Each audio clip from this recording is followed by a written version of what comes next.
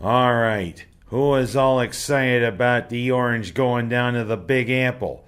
Well, the Big Apple has always been the Orange's home away from home, 'cause that's where a lot of Syracuse alumni live, is the Big Apple.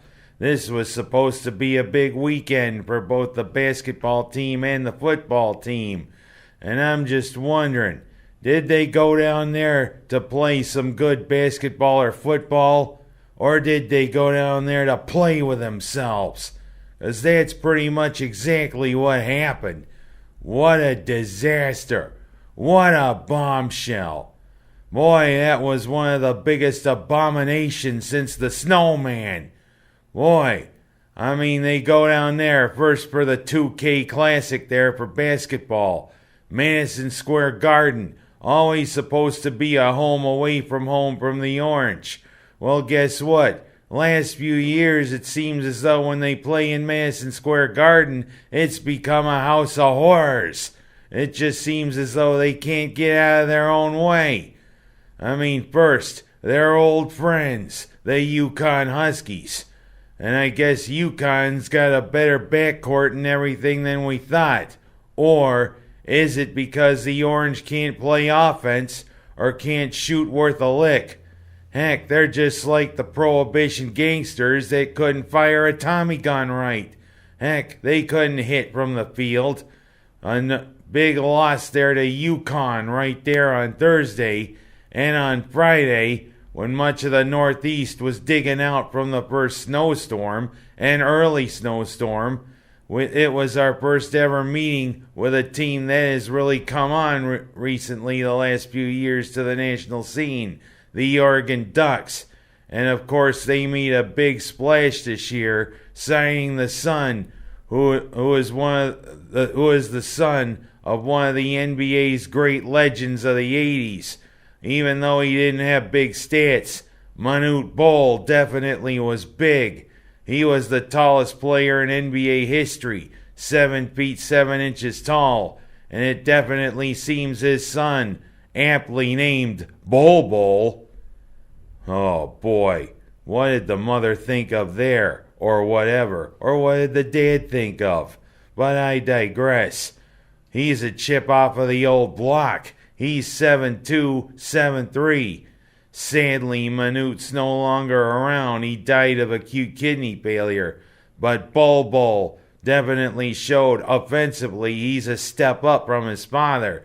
He put in 26 points, and again the Orange go down to defeat. So I thought, the football team will save the day against Notre Dame in their pinstripe uniforms there in Yankee Stadium on Saturday. But again, what did Syracuse do? Lay a big egg.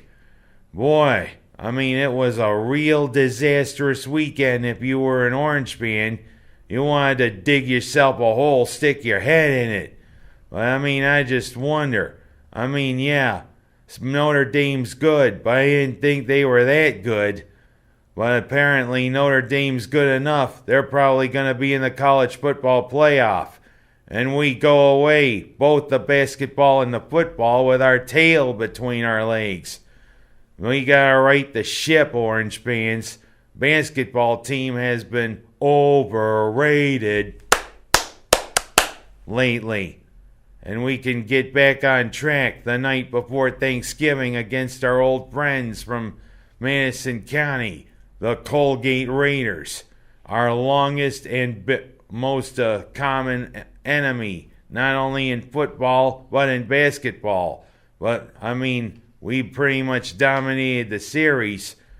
Let's get back on track. And, of course, we play one bunch of Catholics there with Notre Dame. We got another bunch of Catholics coming up Saturday. Of course, I'm Catholic, but I digress.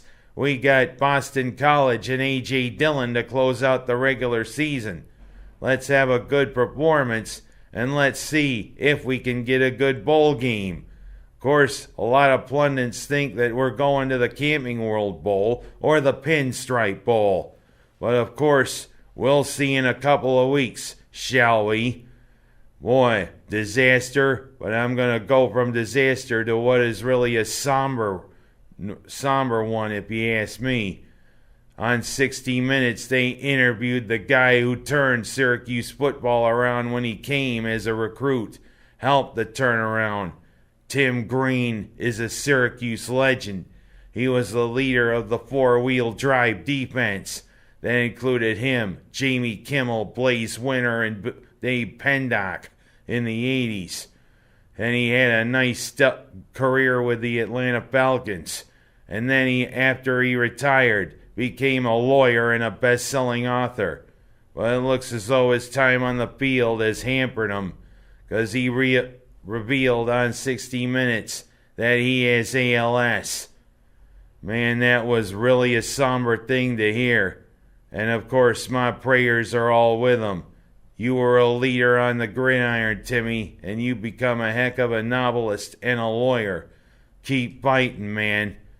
I'm going to go from there to talking about something a little better. Joey Logano winning the NASCAR title. But of course, these are troubled times for NASCAR. The popularity they had years ago just isn't there. And I mean, Logano represents the new blood. He beat out Kyle Busch, he beat out Martin Truex Jr., and he beat out Kevin Harvick to win the title. But NASCAR needs a good infusion of talent, if you ask me. Somebody who's got the personality that Dale Earnhardt and Tony Stewart had.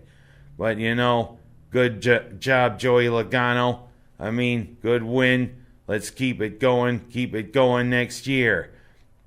And last but not least, I'm going to talk about somebody who was local, whose kid is going to be playing Division I basketball. Christine Shaper Hamilton was about a year behind me in school, and she's become a pretty good mother and a pretty good teacher out there in Indiana. I've heard good news. Her daughter Amaya is going to be attending Duquesne to play Division I basketball and go to school. That is some welcome news. And I should say Christine's husband is former Notre Dame defensive lineman Brian Hamilton, who himself has made a good career for himself and has become a great father and a great leader. Congratulations, Amaya Hamilton. But now I kind of wonder, Duquesne does play Syracuse women, but I kind of wonder when you are on the team whether Quentin Hillsman is going to schedule another game against you guys or not. I want to see you on the court, see what you got, Miss Hamilton. Good job. And to everybody, happy Thanksgiving from Kenny's to Pennies. That's my story, and I'm sticking to it.